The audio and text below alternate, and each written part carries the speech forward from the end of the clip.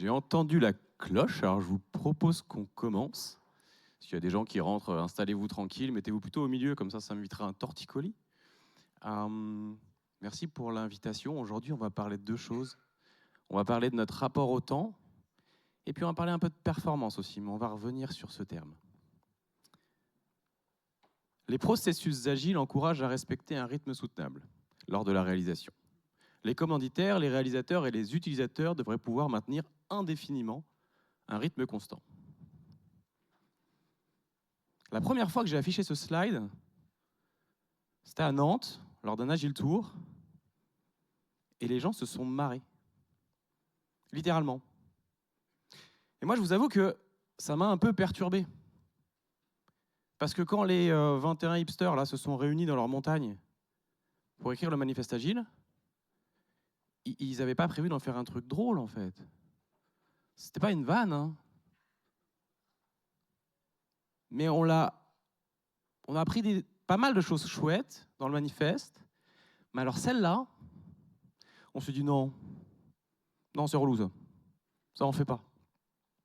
En fait, je pense que ces rires un peu nerveux à Nantes venaient du fait que la plupart des gens n'évoluaient pas du tout sur un rythme soutenable. Ils côtoient plutôt ces injonctions-là. Vous devez être plus rapide. Vous devez être plus productif. Et moi, je vous avoue que pendant la majeure partie de ma carrière professionnelle, j'ai évolué dans ce cadre-là, que je trouvais logique, que je trouvais normal. Cette espèce de norme qui nous exhorte à toujours être plus rapide. Une approche fast implique une production à un rythme plus élevé que celui que nous adopterions naturellement si la course au temps et à l'argent n'existait pas. J'aime beaucoup cette citation. Elle vient d'un livre. Je vous ai mis une petite bibliographie à la fin. Si jamais j'oublie de la passer, vous me la demandez. À l'inverse, moi, je me suis posé une question. Est-ce qu'à titre individuel, mais aussi collectivement, voire sociétalement, une approche slow ne serait pas préférable? Juste pour aligner nos cadres de référence, quand je parle de slow, je parle du mouvement slow, qui est une philosophie de vie qui invite ses adeptes à ralentir le rythme et à s'ancrer dans le présent. Cette tendance slow life, qui vient notamment du slow food, etc., en opposition au fast food, vient proposer une alternative à l'accélération globale et au rythme effréné qu'imposent nos sociétés contemporaines. Et là, moi, la question que je me suis posée, c'est « Ok, mais dans nos entreprises, dans nos organisations, est-ce qu'adopter une approche slow ne serait pas bénéfique ?» Et quand je parle de ça, je parle d'efficacité, je parle d'efficience. Si on commence à mesurer sur un temps un peu plus long, est-ce que ce ne serait pas pertinent? D'où le titre de cette conférence, ralentir pour aller plus loin, mais peut-être même plus vite en fait. 2 Français sur 3 estiment manquer de temps pour faire ce qu'ils voudraient faire dans une journée. Allez, je vais faire un petit pari, je pense que je ne vais pas me gourer. Levez la main si vous essayez très régulièrement de gagner du temps. Ok, je me mets dedans, j'ai zéro problème. Qu'est-ce qu'on fait? Qu'est-ce qu'on fait quand on veut faire plus de temps? Plus de choses en moins de temps? On accélère. En 1991, il a fallu 17 jours à l'industrie mondiale pour produire l'équivalent en valeur de l'année 1900. Et depuis, même si je n'ai pas les chiffres, clairement, on n'a pas ralenti. Alors, je sais, on est encore le matin, vous avez la flemme de faire le calcul, je l'ai fait pour vous, c'est 22 fois plus rapide. 22 fois. Je ne sais pas si vous imaginez la dinguerie. Mince, je parle comme mon fils. Avoir un ado au collège, ça perturbe. Alors oui, bien sûr, la mécanisation, la robotisation de l'industrie, l'informatique, toutes ces choses-là ont énormément joué sur cette accélération. Mais moi, je voudrais mettre en lumière un truc qui nous touche tous dans nos environnements, notamment dans la tech, c'est qu'on part de ce postulat. Si un système fonctionne bien, qu'il est stable à sa vitesse actuelle, alors le but, ça va être de l'accélérer. Pensez-y. Prenez 2 secondes.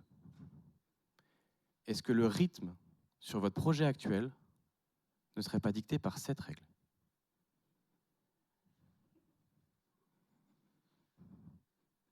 Nos organisations, elles sont tellement friandes de vitesse qu'elles partent du principe qu'on peut toujours aller plus vite, qu'on peut toujours accélérer. Moi, je pense que c'est une erreur. Et je suis même persuadé que cette recherche de vitesse à tout prix, dans bien des cas, elle nous ralentit. Il y a quelque temps, j'étais invité à une non-conférence et j'ai proposé de parler, d'expliquer le mode de fonctionnement de mon équipe. On fait du Kanban, donc du flux tiré, en no-estimate, avec une auto-organisation complète. N'importe quel processus peut être remis en question par n'importe qui dans l'équipe. Donc en gros, on est des hipsters, quoi. Et la question qui m'est venue, et qui me vient toujours quand j'explique ça, c'est comment vous savez que les sujets ils vont sortir à l'heure? Et ma réponse, elle tient en 2 points, et c'est toujours la même. Les sujets prennent le temps qu'ils doivent prendre pour être bien faits. Et si la priorisation par la valeur et l'impact est fait correctement en amont, c'est OK. Et le 2e point, j'ai confiance dans le fait que l'équipe n'est pas en train d'essayer de m'arnaquer, en fait. Si vous pressez l'équipe en pensant que vous pouvez gagner du temps, dans la majeure partie des cas, les gens ils vont prendre des raccourcis. Ces mêmes raccourcis qui vont vous faire perdre un temps considérable juste après.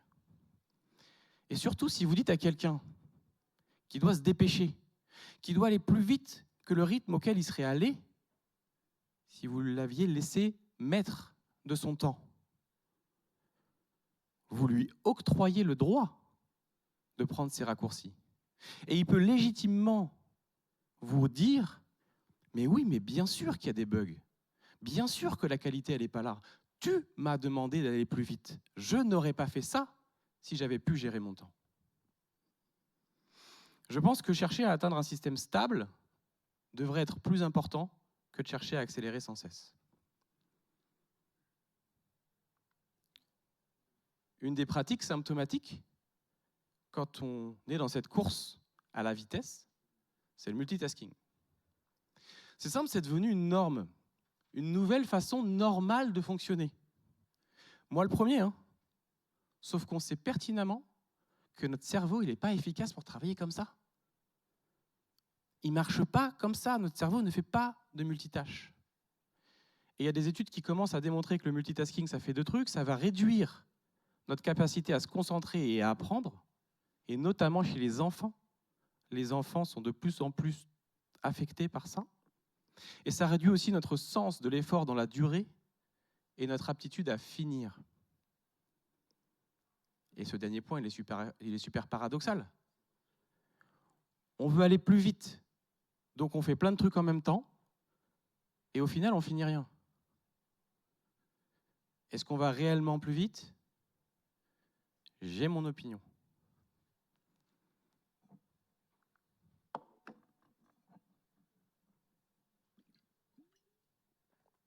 Un jour, j'étais en voiture avec un collègue entre Tours et Bourges, donc littéralement au milieu de nulle part. Et on avait du temps pour discuter, c'était chouette, parce qu'il n'y a pas la radio non plus. Et il me sort cette phrase incroyable: « J'ai tellement de réunions que je suis obligé de bosser mes sujets pendant les autres réunions. » Alors bien sûr, vous ne faites pas ça, hein, pas à Grenoble. C'est que les Bretons. Mais qu'on soit efficace, qu'on soit clair, du coup, tu es efficace ni sur la réunion, ni sur le sujet que tu es en train de bosser pendant. Parce que, on ne va pas se mentir, la réunion, vous ne l'écoutez pas vraiment. Et quand on vous pose une question, il y a cette fameuse phrase « Tu peux répéter, Michel, je n'étais pas concentré ?» Non, c'est pas que tu n'étais pas concentré, c'est que tu travaillais sur autre chose. Sois honnête, on le fait tous. Et même pour les sujets que vous êtes en train de bosser, à la place de la réunion, en fait, ce n'est pas pratique. Vous ne pouvez pas vous concentrer, il y a toujours quelqu'un qui parle. Et j'ai déjà essayé de demander, s'il te plaît, je suis en train de travailler sur autre chose, est-ce que tu pourrais te taire? Je vous le déconseille, ça passe mal. Comment on se sort de cette situation qui, dans les faits, est dysfonctionnelle? Je voudrais vous inviter à revoir les invitations pour ce qu'elles sont, à savoir des invitations. Vous pouvez les refuser. Peut-être que c'est quelque chose qui vous est difficile, mais c'est possible. Et je rappelle au passage qu'avoir un calendrier où tous les créneaux d'un quart d'heure sont pris dans les 4 mois à venir n'est pas un réussite de critère professionnel. Si ça vous est difficile, je suis venu avec un petit cadeau, un petit template prêt à l'emploi. Si vous en avez besoin, vous pouvez le réutiliser. Comment ça marche? Je ne participerai pas à la réunion X, je dois avancer sur le sujet Y avant vendredi et j'ai besoin de temps sans interruption, c'est hyper important, pour le mener à bien. Je ne pense pas être indispensable à cette réunion. Si tu penses que c'est le cas, est-ce que tu peux la replanifier la semaine prochaine? Sinon, fais-moi parvenir le compte-rendu en asynchrone et je te donnerai mon feedback en asynchrone. Merci de ta compréhension. Belle journée, David. Alors, juste ne signez pas David, ce serait chelou. Hein? Ça, je ne sais pas vous, mais si moi je reçois ça, alors que je suis organisateur de la réunion, c'est super OK pour moi. Il n'y a pas de violence, il n'y a pas juste le non, paf, sans aucune explication. Ça, c'est un peu violent quand la personne a vraiment besoin de vous pendant la réunion. Mais ça, c'est OK. Donc, n'hésitez pas. Quand je suis arrivé dans ma boîte actuelle, au bout de quelques temps, on m'a invité dans une réunion avec plein de PO, des business analysts, des testeurs, etc., pour expliquer la manière dont on fonctionnait. Même en interne, on est un peu des hipsters. Et quand j'ai expliqué ce que je faisais dans mon rôle, etc., les gens m'ont dit « Mais comment tu as le temps de faire tout ça ?» Et comme je suis un peu taquin, je leur ai dit « Ouvre-moi ton agenda. » Le truc était blindé. Ça, c'est le mien. Alors, j'avais quelques réunions, bien sûr, mais beaucoup de temps aussi pour focus sans interruption. On peut comparer la vitesse en entreprise à celle du pouls. Si le rythme est trop fort, les fonctions essentielles s'emballent. Il faut un battement régulier, adapté, équilibré. J'aime bien cette métaphore, parce que oui, bien sûr, on peut accélérer ponctuellement. Comme lorsqu'on va faire un effort sportif, sur une courte durée, on peut aller à fond, mais on ne peut pas maintenir ce rythme sur la durée. En tout cas, moi, je ne peux pas. Hein. Savoir sprinter sur une courte période, puis baisser le rythme pour se reposer et revenir à un rythme nominal, c'est une capacité importante à acquérir en tant qu'individu, mais aussi en tant qu'équipe agile auto-organisée. Bien sûr, pour ça, il ne faut pas que le rythme soit imposé à l'équipe. Moi, je vois certaines équipes qui n'ont pas le choix de leur rythme. On leur demande d'être toujours à fond. Mais les gens à qui on impose ça, vous savez ce qu'ils font, non? Ils trouvent la faille du cadre. Et sur ça, il n'y a rien de plus simple. Il suffit de tout surchiffrer. Votre chef vous demande combien de temps il faut pour sortir ce rapport, il vous en faut 3, vous dites 5. Pour le management, vous êtes rapide. Dans les faits, vous êtes lent. C'est ce que j'appelle un système perdant-perdant basé sur un manque de confiance. Je repose ça là. Le rôle des leaders, le rôle du management, c'est de poser un cadre. Un cadre clair, limpide, dans lequel l'équipe peut évoluer. Si l'équipe sort du cadre, alors le rôle du leader, ça va être d'intervenir et de recadrer. Au passage, ce n'est pas un gros mot.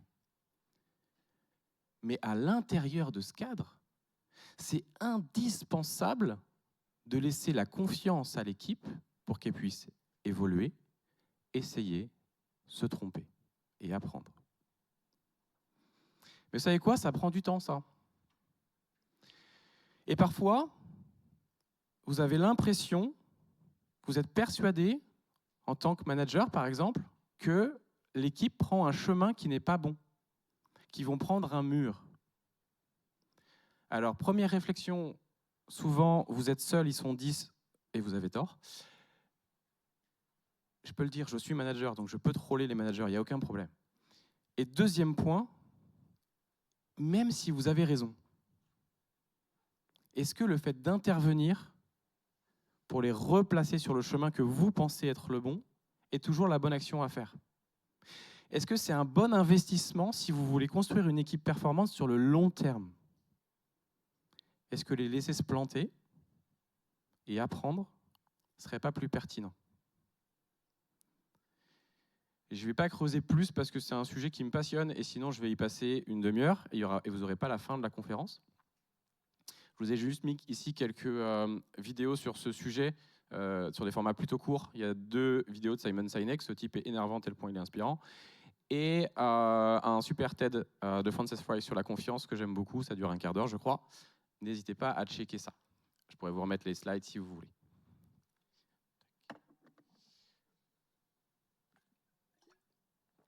Merci à tous ces gens pour leur soutien et leur argent. Je ne sais pas si vous avez remarqué, mais on est dans une conjoncture économique qui n'est pas ouf. Donc, dans les faits, je trouve ça vraiment remarquable que des entreprises continuent à soutenir nos événements et qu'on puisse être là aujourd'hui sur des prix d'événements qui sont super OK grâce à eux. Reprenons. Partons du principe que le cadre, j'aime bien ce mot, dans lequel vous évoluez est bon.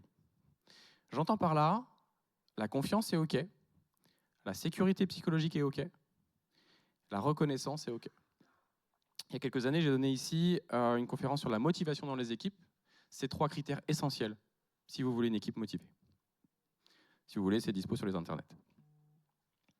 Donc, dans ce cadre, vous cherchez à optimiser votre temps. Vous cherchez à être plus productif.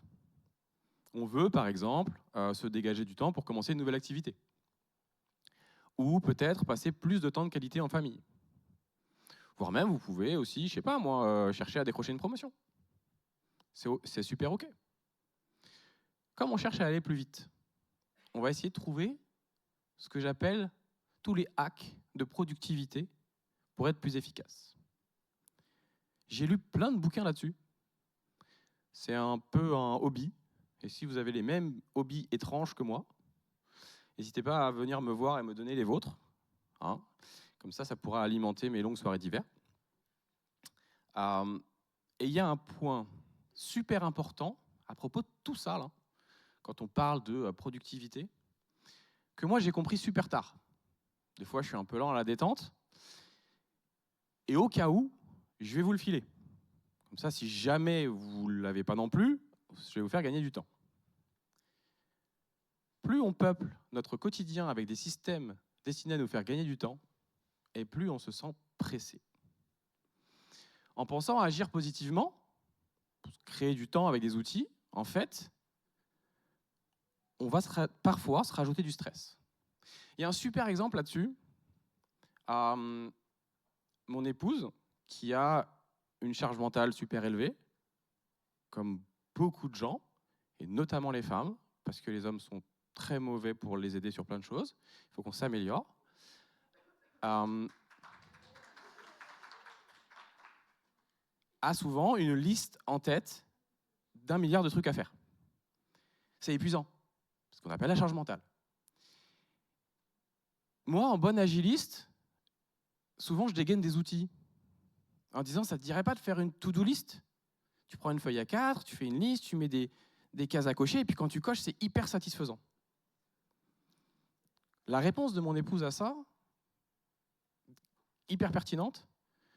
Donc, tu me dis que je suis stressé par la charge mentale que j'ai, et tu veux mettre une feuille toute la journée qui me rappelle tous les trucs que j'ai à faire, sous les yeux, tout en sachant que j'y arriverai pas, de toute façon. Allez, va faire la vaisselle. C'est hyper pertinent. Oui, bien sûr. Ok, c'est stressant. Un autre exemple plus technophile, les notifications sur le téléphone. À la base, ça part d'une super idée. Plutôt qu'à d'aller ouvrir toutes les apps pour vérifier si vous avez des messages ou des choses comme ça, le truc va popper pour vous dire « Ok, il y a des messages ». Sauf qu'on en est rendu à un point, si tu ne gères pas le truc, tu ouvres ton truc, tu as 48 messages qui te sautent à la figure. Moi, ça m'angoisse. J'en ai pas d'ailleurs. En fait, en vieillissant, j'ai remarqué que je cherche de plus en plus à accepter le temps que prennent les choses plutôt que des systèmes pour les accélérer. En parlant de gagner du temps, il y a un autre domaine qui peut nous inspirer. Est-ce que certains d'entre vous pratiquent la course à pied? Ouais. Alors moi, pas du tout. J'aime pas ça. Mais mon chef, qui lui court, vraiment bien en plus, m'a proposé de lire ce bouquin, au titre qui m'a interpellé quand je préparais cette conférence. Désolé pour tous ceux qui connaissent ça par cœur, je vais essayer d'aller vite, faire simple, et il y aura des raccourcis. Mais, si vous commencez à marcher, donc une activité de faible intensité, pour faire ça, vous allez brûler des lipides. Ça va être votre carburant. Si vous accélérez un peu la cadence, pareil, vous êtes toujours en train de brûler des lipides. Si vous accélérez encore, là, votre corps il va dire « Ah, c'est compliqué, là, les lipides, ça va plus suffire », et vous allez basculer vers une autre source d'énergie, les glucides, qui va pouvoir dégrader plus facilement. Cette transition entre les lipides et les glucides s'appelle le seuil d'échange gazeux. Pourquoi? Parce qu'on va commencer à produire plus de CO2 par rapport à la consommation d'oxygène. Si vous continuez encore à accélérer, là, vous allez switcher glucides plus acide lactique. Et à un moment, votre corps ne sera plus en capacité d'utiliser l'acide lactique comme source d'énergie. Globalement, vous êtes cuit. OK.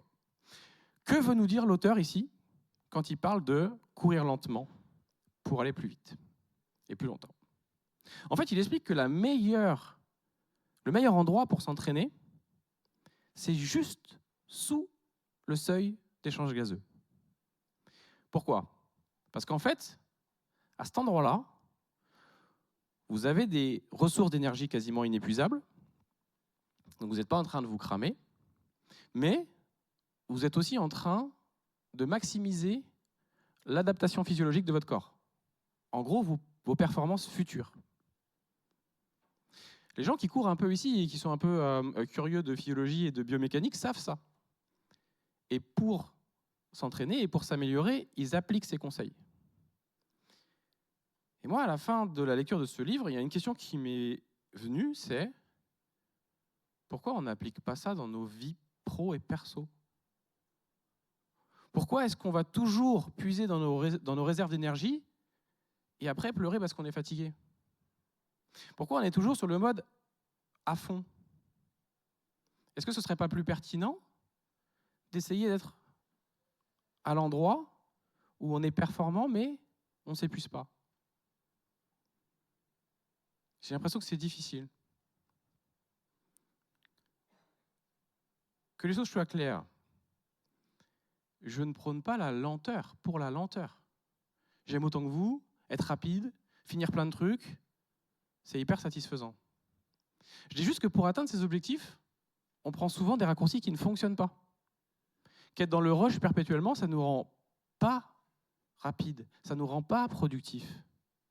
Moi, ralentir, je le vois comme un investissement, un peu comme la course précédemment, pour être plus efficace, pour être plus efficient demain. Et là, je viens de citer deux termes, l'efficacité et l'efficience. Souvent, ces deux termes-là sont regroupés en un seul, qui s'appelle la performance. Et là, quand j'ai écrit cette conf, je me suis vachement interrogé sur cette notion. Comment je pourrais repenser cette notion de performance avec la notion de slow? J'aime bien cette citation aussi.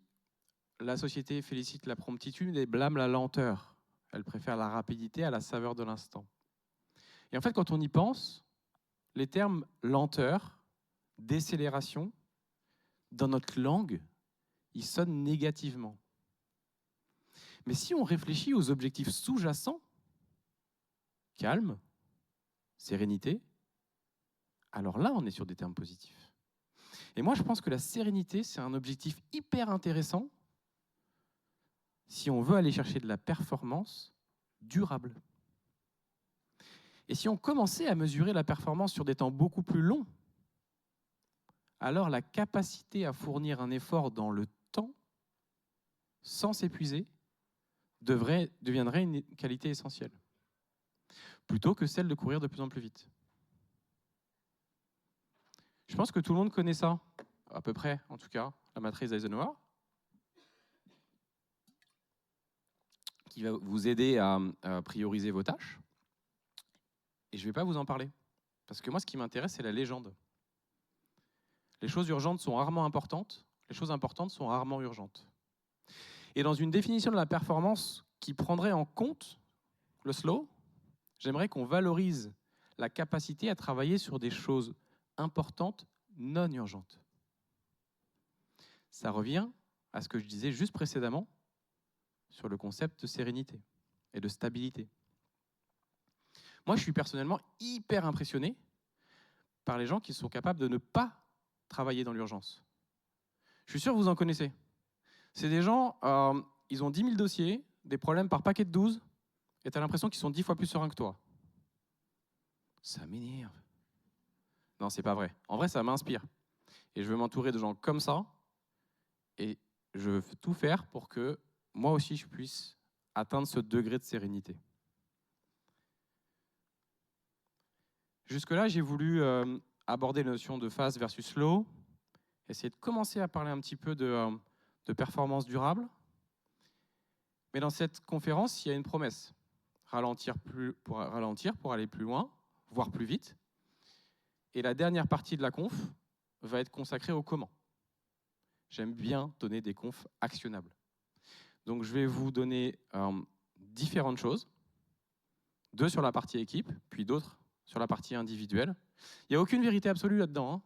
C'est mon cheminement que je vous donne. Vous en faites ce que vous voulez.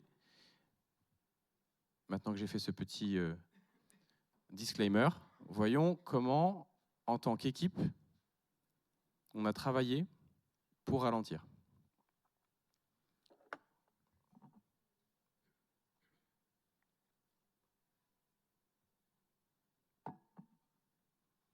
Une deadline, c'est un désir. On souhaite terminer ce périmètre à cette date. Mais même si ça s'appelle deadline, je vais vous donner un secret. Si vous la ratez, personne ne meurt. Je sais, j'ai essayé. J'ai vérifié. Tout le monde était là après. C'est incroyable.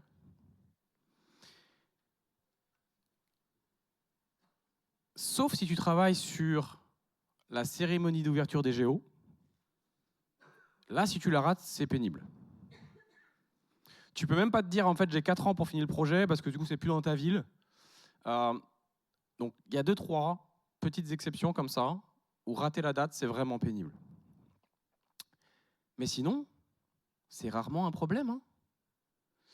Une fois qu'on a posé ça là, on adapte à un rythme différent sur nos projets. Pas plus lent, juste plus cohérent. Et généralement, au final, plus performant. Mon conseil, lorsque les deadlines elles sont intenables, c'est d'aller les challenger. Pourquoi cette date à la base? Et il y a 2 grandes catégories. Il y a la bonne raison. Par exemple, on va présenter une nouvelle fonctionnalité sur un salon. Je fais ça souvent, moi, avec mon équipe et mon produit. Il y a un salon, on vient, et puis on utilise les gens qui sont là pour récupérer du feedback sur nos idées. Alors là, pareil, j'ai déjà essayé de décaler un salon avec 40 000 personnes. C'est compliqué. Qu'est-ce qu'il faut faire dans ces cas-là? Là, la date, elle est fixe. Vous n'allez pas la bouger. On travaille sur le scope. À l'inverse, il n'y a pas de date. Qu'est-ce que ça fait si ça glisse d'une semaine? Rien. Et attention, moi, j'ai rien contre les ambitions. OK? Dire, j'aimerais qu'on soit là à Noël, qu'on ait fait ce truc-là, ce truc-là, ce truc-là, pour telle raison, hein, donnez toujours le why, ça me va parfaitement. Du moment qu'on ne transforme pas une ambition en deadline, avec tous les risques associés, à savoir rush, non-qualité, burn-out des équipes, etc., etc. Préparez-vous mentalement, je vais vous envoyer un slide très moche, avec plein de chiffres, un graphique encore plus moche. vous ne pourrez pas dire que je ne vous ai pas prévenu. Ah, c'est moche. Qu'est-ce que c'est que ça? Il y a quelques années, j'accompagnais une équipe qui produisait peu de valeur. Elle délivrait peu de valeur. Et pire que ça, plus le temps passait et plus la valeur produite diminuait. Cette équipe, je l'ai incitée à ralentir et à faire une pause de 3 semaines, savoir un sprint dans son environnement, pour régler tous les gros problèmes qui l'empêchaient d'avancer. Sauf que quand on fait les calculs rapidement avec une équipe d'une dizaine de personnes, ça coûte 75K. Et moi, je me suis posé la question, en combien de temps je peux rentabiliser cet investissement? C'est simple, j'ai fait des courbes. La courbe, est-ce que ça marche ça? Ouais. La courbe orange, c'est une projection de qu'est-ce qui se passe si on fait rien. On fait rien, on laisse juste le truc pourrir dans son jus. Fun fact, c'est ce que font la plupart des organisations. Et courbe verte, j'arrive pas à trouver le pointeur. Bon, c'est pas grave, vous la verrez tout seul. C'est, ok, voilà ce que ça... En fait, c'est la courbe verte, c'est nos mesures. Donc oui, on voit que, tac, ici, là. Ah bah là, on n'a rien produit, là, fatalement, là. 0 production de valeur pendant un sprint. Combien de temps il m'a fallu pour que ça devienne rentable? 18 semaines. Soit 6 sprints. On parle d'un projet de plus de 5 ans. 18 semaines, c'est rien du tout. Et puis, il y a une autre donnée hyper intéressante qu'il faut regarder. C'est qu'au bout de 10 sprints, ici, là, chaque point de complexité, donc chaque tâche simple, en gros, me coûte 789 €. Dans le cas où j'ai rien fait, 1190 €. On n'arrête pas de travailler après. Donc c'est un investissement qui se bonifie avec le temps. C'est incroyable. Et avec plusieurs équipes, j'ai fait ce constat. En les accompagnant à ralentir, on a explosé la production de valeur. Ce que je vous incite à faire, c'est prendre le temps de mesurer. J'ai souvent cette question qui vient en fin de talk quand je parle de ralentissement. Comment tu fais pour vendre le truc à ton top management ou à ton COMEX? Ça, mesurer. C'est des gens qui ont besoin de chiffres. Vous devez justifier. Leur dire que ce n'est pas une lubie. Vous n'avez pas envie de rien faire. Non, vous êtes en train d'optimiser le système. Et ils vont y gagner sur le long terme. Donc, moi, je fais des mesures comme ça, même à titre individuel, à titre d'équipe. Vous pouvez faire à titre de département, toute l'entreprise. Bref, tous les niveaux sont intéressants à mesurer. Après ces 2 conseils orientés équipe, je vais vous parler de comment moi, à titre personnel, j'essaye de ralentir. Depuis que je suis tout petit, à chaque fois que je me pose tranquille quelque part, sur mon lit, ou sur la pelouse, ou n'importe où, au bout de 3 secondes, mon cerveau fait toujours la même chose. Il me hurle dessus. Réfléchis! Trouve quelque chose à faire, maintenant! Et si possible, fais en sorte que ce soit brillant. Ok. Je suis persuadé que je ne suis pas le seul. Mes conférences sont un peu mes thérapies. Est-ce qu'il y a des gens qui ont des enfants dans la salle? Oui? Ok. Cette phrase devrait vous parler. Papa, je m'ennuie. Qu'est-ce qu'on fait? Une tentation, quand on entend ça, ça va être de faire une liste. Encore des listes. Ça te dirait qu'on fasse un jeu de société? Tu veux qu'on joue au basket? T'es allé voir si le voisin est dispo? Super stratégie d'évitement. Habitez tous en lotissement quand vous avez des enfants en bas âge, c'est trop bien. Il y a une autre approche que j'ai utilisée énormément avec mes enfants quand ils étaient petits. Tu t'ennuies? C'est cool. Ils n'aimaient pas du tout au début. Laisse le temps à ton cerveau de trouver une idée de jeu à laquelle moi, j'aurais jamais pensé. Ça marche beaucoup trop bien. Ils ont trouvé des idées, j'étais pas prêt.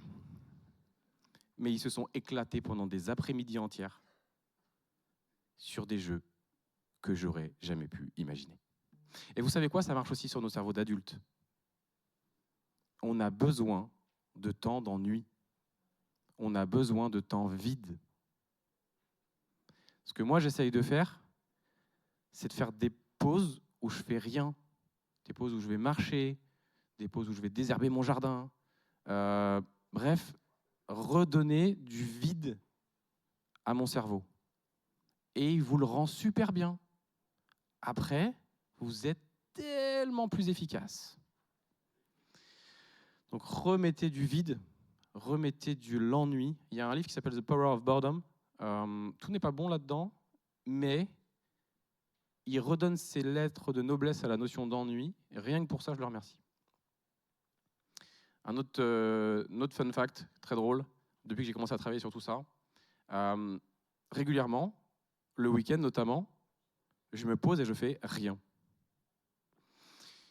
Mes enfants, encore eux, souvent viennent me voir et font « Papa, tu fais quoi ?»« Rien. » Du coup, on peut faire un truc ? Bah non, puisque je fais rien. J'ai pas compris, papa. Je fais rien en conscience. Oh, papa, t'es chelou, t'es relou. Proposez ça à vos cerveaux. On estime qu'un cadre en entreprise est interrompu en moyenne 15 fois par jour. Toutes les 4 minutes. Moi, des fois, j'ai l'impression que c'est toutes les 4 secondes. Mail, notification, conversation, etc., etc. Sauf que quand votre cerveau, je vais commencer un peu à en parler tout à l'heure, s'attelle à une tâche, les neurones vont se câbler pour faire cette tâche. Si vous êtes interrompu, il faut refaire le câblage pour être de nouveau efficace. Sauf que si tu switches avant même d'avoir fini le câblage, tu n'es juste jamais efficace. Si vous souhaitez ralentir et finir plus de trucs plutôt que d'en commencer des nouvelles en pagaille, je vous conseille de vous discipliner sur le context switching. Qu'est-ce que j'ai fait? Mon téléphone est en mode silencieux H24 depuis des années. C'est une des meilleures décisions que j'ai prises de ma vie. Pas de notif, pas de machin, pas de truc. Quand le téléphone de ma femme sonne, ça me saoule. Mais ça, c'est son choix. Revoir les outils asynchrones comme ce qu'ils sont, à savoir des outils asynchrones. Je parle de Teams, WhatsApp, Slack, whatever, choisissez votre poison. Votre téléphone bip, vous n'êtes pas obligé de répondre en fait. Ok, l'injonction, elle est forte. On a envie de voir le truc, mais ce n'est pas obligatoire. On vous pose une question, la plupart du temps, si vous répondez dans 15 minutes, c'est ok. Hein, vraiment. Surtout si vous habituez les gens à ne pas être dans l'immédiateté. Et vous savez quoi, si les gens ont vraiment besoin d'avoir une réponse, ils peuvent utiliser un outil d'interaction directe. Ça, c'est un téléphone, et il y a une fonction dessus qui permet d'appeler. S'il y a des gens qui sont nés après les années 2000 dans cette salle, je sais que vous ne l'avez jamais utilisé, mais ça fonctionne. Hein.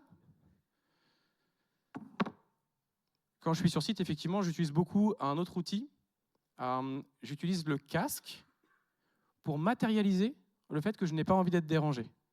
Alors j'aime écouter de la musique, c'est même pas trop, c'est pas le débat, mais ce n'est pas uniquement ça. C'est surtout un marqueur que j'ai donné aux gens, j'ai expliqué. Si j'ai mon casque, j'ai envie de me focus, donc pose-toi la question avant de me déranger. Je ne dis pas que je suis indérangeable, je veux juste que les gens se posent la question, est-ce que ça ne peut pas attendre? Et si vous posez la question, oui, c'est bien moi sur la photo, paf, et voilà tout ce que j'ai fait. Si vous voulez, je peux vous donner le fichier Word hein, pour vous mettre ça dans le dos. Ça marche très très bien ça aussi, mais ça gratte un peu, il faut que je m'en fasse un t-shirt.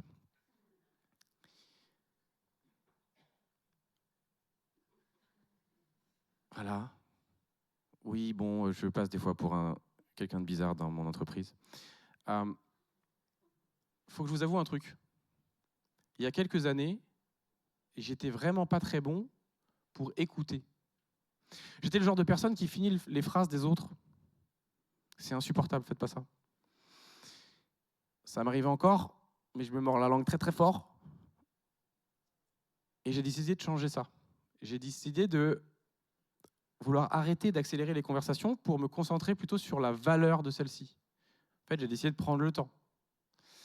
Ralentir sa propre cadence, ça permet de se rendre plus à l'écoute des autres. Et lorsqu'on fait taire ses pensées, on fait de la place aux autres. Il y a des choses simples à mettre en place. Hop là, pardon. Pardon. Rangez votre téléphone, désolé, encore lui.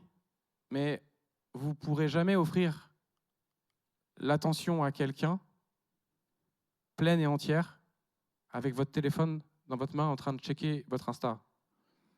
Ça ne marche pas. Et moi, j'ai aucun problème avec les gens, enfin, que les gens prennent leur téléphone et qu'ils checkent leur truc, dans le sens où si tu estimes que tu as plus envie de faire ça que de discuter avec moi, je suis hyper OK. Juste, je m'en vais et on discutera plus tard, en fait. Parce que la qualité de notre conversation n'est pas celle que je cherche. Privilégier les conversations en petits groupes. Hein, pour tous ceux qui ont déjà fait une réunion à 25, vous savez de quoi je parle. Interdisez-vous de penser à autre chose. Moi, j'ai un kink, j'ai tendance à toujours penser au truc que j'ai oublié de mettre sur ma liste de courses. C'est un enfer. Je suis en train de discuter avec quelqu'un, c'est passionnant, et là je suis là, poireau. Je fais, non mais sérieux. Donc, évitez ça. Regardez votre interlocuteur, vraiment. Ce truc est hyper puissant, hein, plutôt que vos chaussures, le mur, votre téléphone, encore lui. Il y a une vraie profondeur dans ça. Et puis surtout, quelque chose de difficile à dire pour quelqu'un qui parle depuis 41 minutes et 29 secondes, parlez moins. Fatalement, ça marche, hein, c'est mathématique. Si vous parlez moins, vous écoutez plus. Oui, ça prend du temps. Oui, ça demande de ralentir. Mais la qualité des conversations, elle s'envole. L'attention silencieuse, c'est une marque de respect, c'est une marque de reconnaissance envers l'autre. Et c'est pas cher.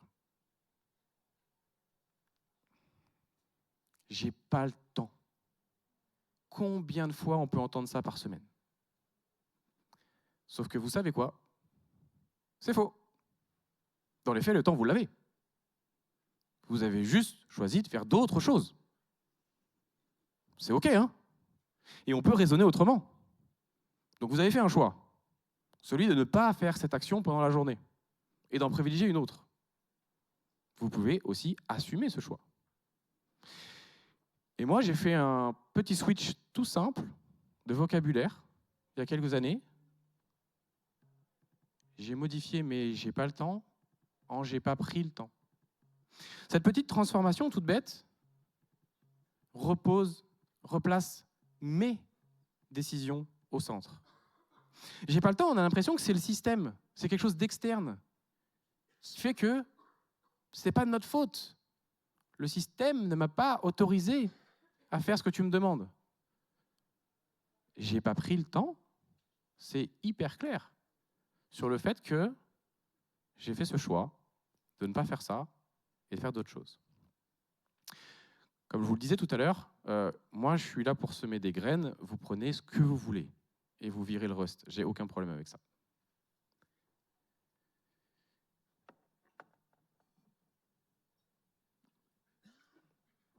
J'ai commencé ce talk avec le manifeste agile et je vais le finir avec l'agilité parce que, comme vous, j'aime bien les boucles. L'agilité nous propose de pratiquer le ralentissement avec deux verbes, inspecter et adapter. Pour inspecter, il faut prendre un peu de recul et se poser des questions sur ses pratiques. Pourquoi est-ce qu'on travaille comme ça, au fait? Est-ce que c'est pertinent? Est-ce que, par exemple, la manière dont il travaille dans l'équipe d'à côté pourrait marcher chez nous? C'est des bonnes questions, ça. Adapter, c'est avoir le courage de reconnaître que nos pratiques, nos processus sont améliorables. Et penser que le temps qu'on va prendre pour les améliorer sera rentable. Rentable notamment parce que, in fine, on va gagner du temps, mais également parce que quand vous permettez aux gens d'être acteurs sur leur cadre de travail, ils sont plus engagés. Et vous voulez des gens plus engagés. Une performance durable, telle que je l'entends, c'est pas uniquement aller le plus vite possible à une destination, mais aussi prendre en compte le chemin pour y aller. Et la capacité qu'on a à poursuivre celui-ci. J'étais pas à la keynote hier matin, malheureusement, qui parlait d'agilité et de robustesse. J'étais à School of Product, c'était très cool. Et j'ai eu la chance d'écouter Olivier Hamon sur le sujet de la robustesse et du vivant. Moi, j'ai un espoir, c'est celui que le monde de l'agilité, auquel on appartient tous, puisse être acteur de cette transition. Cette transition entre une recherche de la performance pure et aller vers une robustesse durable. Je pense sincèrement que nous sommes les bonnes personnes pour être à la marge du système existant et créer le nouveau système de demain. Merci d'avoir pris le temps de m'écouter.